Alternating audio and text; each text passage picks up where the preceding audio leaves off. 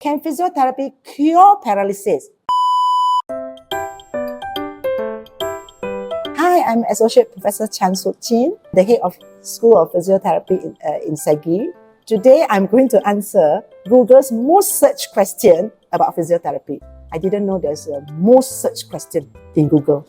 Is a physiotherapist a medical practitioner? A physiotherapist is a healthcare professional. We can work in hospital. Is a physiotherapist same as a physical therapist? Yes, the Americans use physical therapists. The British use physiotherapists. And of course, we all Malaysia, you can guess, we use physiotherapists. We all very much British. Can physiotherapy help scoliosis? Yes, physiotherapy is effective for some milder form, but the severe ones require surgery. Those who are in their puberty, we may want to do assessment on them for detection of earlier scoliosis so that physiotherapists can prevent them from getting worse and avoid surgery. Can physiotherapy cure paralysis?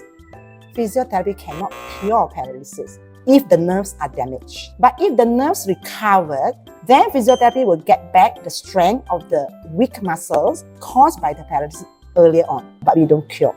Do physiotherapy do massage? Yes, physiotherapists do massage and other manual techniques. And our massage is therapeutic. We look at conditions. We look at the problem. We don't simply massage. We need to find out the clinical problems. And then we also must know whether massage can be done or not, because there are contraindications. So we need to assess. Do physiotherapists do acupuncture? Some physiotherapists practice acupuncture, but we call it dry needling. Slightly different from the acupuncture in the traditional Chinese medicine. The physio acupuncture is doing anatomical, whereas the CCM is on the meridian. So they're slightly different. Do physiotherapists diagnose? Yes, this is very important. Physiotherapists make diagnosis of the impairment, but they're different from the medical doctor's diagnosis. The medical doctor diagnosis is more pathological because they base on the lab report and look at the disease process. For us, we look at impairment, the problems. So we call it a physiotherapy diagnosis. We also not only diagnose, we also have to predict the recovery. We call it prognosis. How fast we can get the patient well. This is what a lot of the patients expect, especially the athlete. When can I go back training? When can I go back to my competition? So we have those kind of expectation. Can physiotherapy make things worse?